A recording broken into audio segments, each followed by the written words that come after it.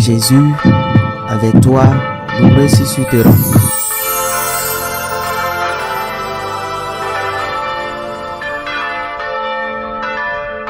Le Seigneur soit avec vous.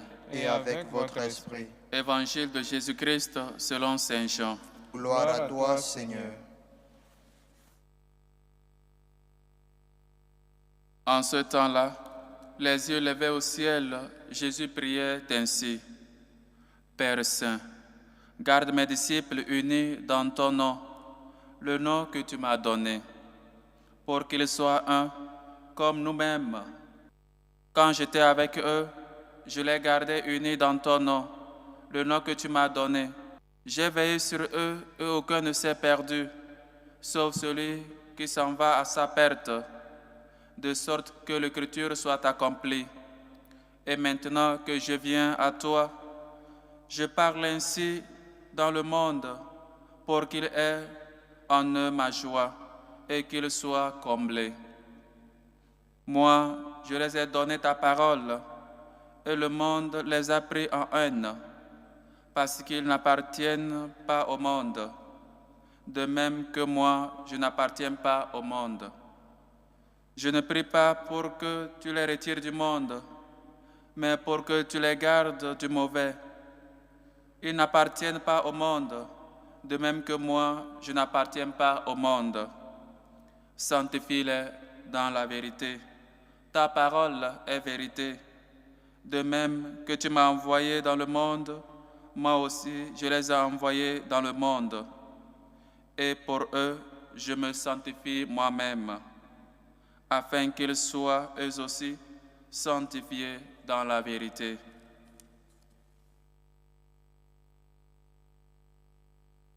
Acclamons la parole de Dieu. Louange à toi, Seigneur Jésus.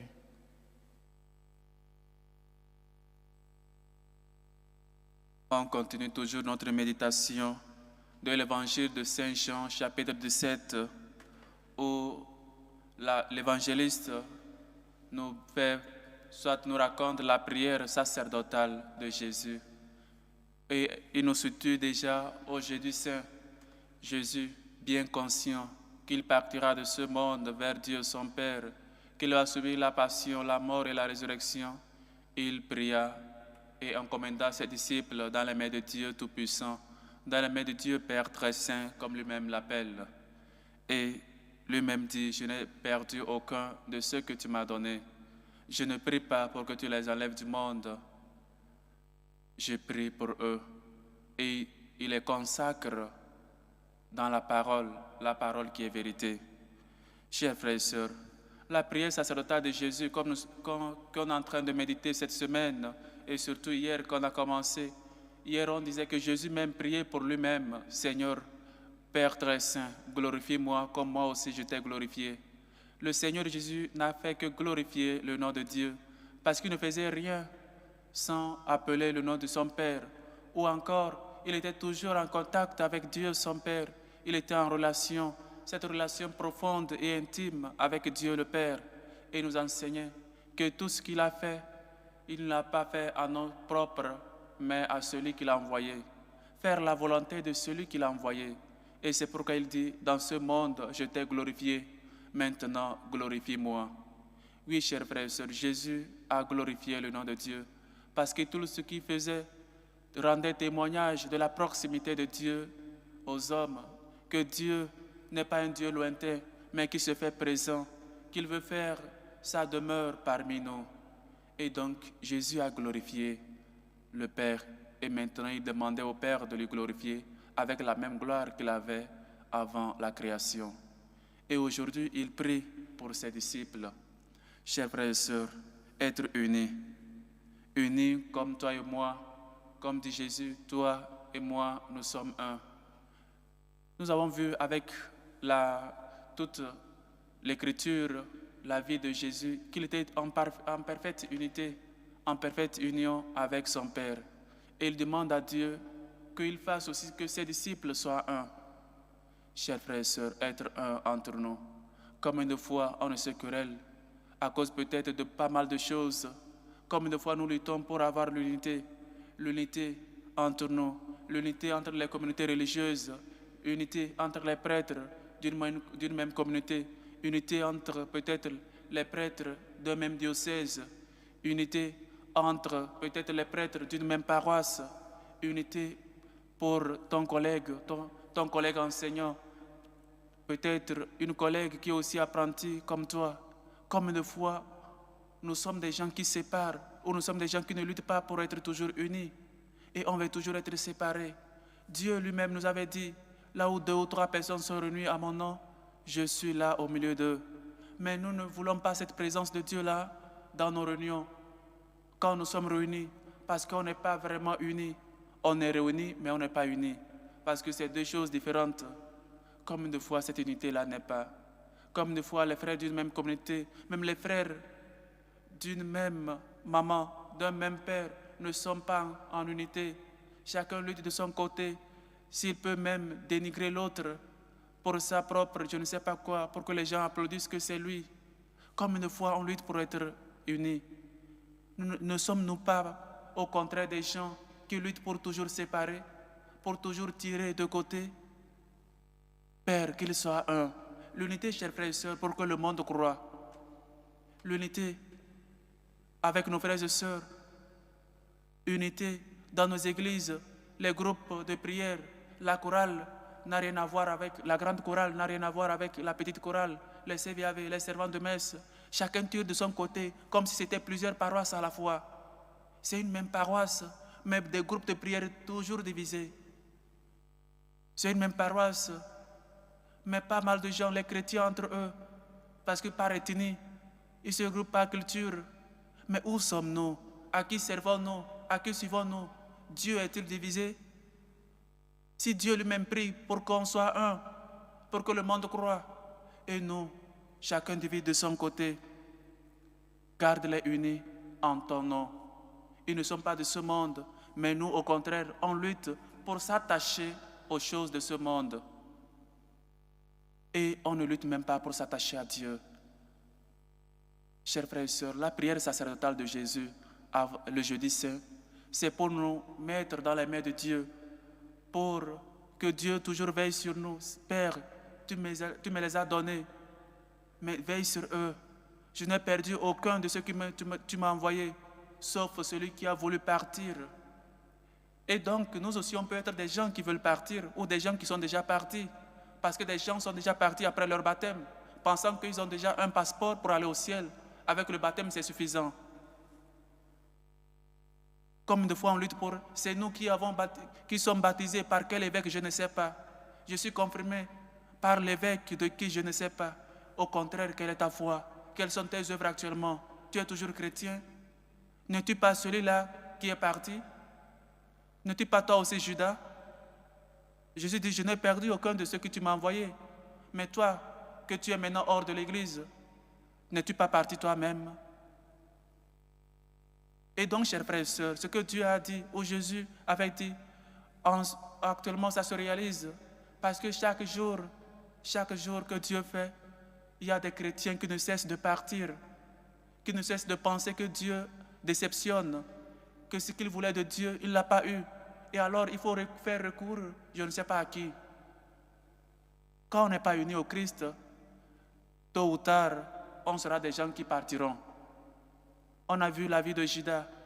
Lui-même, Jésus l'avait confiance parce que c'est lui qui tenait peut-être la caisse. Il tenait l'argent. Et nous savons que dans nos sociétés, l'économe est un homme de confiance. Et donc Matthieu, qui était déjà, ou qui travaillait en ce sens, qui était déjà quelqu'un qui récoltait l'impôt, on ne lui a pas donné la caisse. Mais à Judas, on avait fait confiance. Voilà la confiance que Dieu nous fait le jour de notre baptême. Parce que nous renoncions à Satan le jour de notre baptême et nous croyons en Jésus et il te donne, il te fait confiance.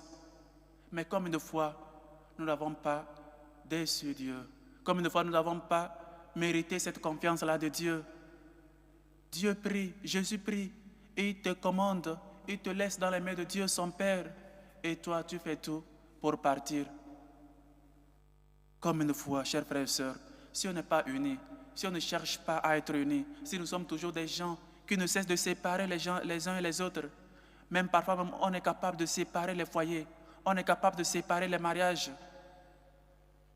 On est capable de séparer des gens qui étaient religieusement unis au Christ. On est capable de les dévier du chemin. Chers frères et sœurs, entre collègues enseignants, entre entreprises, entre entrepreneurs, quelle unité il y a? Nous luttons pour qu'il y ait de l'unité. Pour peut-être des agents qui travaillent dans une même entreprise, il y a l'unité. Chacun tire les choses de son côté, chacun veut son propre intérêt, chacun veut qu'on dise que c'est lui. Chacun lutte pour que seulement qu'on l'applaudisse à lui seul. Chers frères et sœurs, je parle ainsi dans le monde pour qu'ils aient en eux ma joie et qu'ils soient comblés. Moi, je les ai donné ta parole. Chers frères et sœurs, la parole de Dieu est vérité. Qu'on se laisse vraiment transformer, qu'on se laisse vraiment inspirer, ou peut-être nous incarner même de cette parole. Le Seigneur, par sa parole, veut nous transformer, veut nous convertir, veut qu'on soit toujours unis à lui. Si on n'est pas unis à lui, on ne peut pas donner des fruits. Et lui-même nous a dit, demande-toi combien de personnes tu as déjà séparées. Tu cherches toujours à t'unir.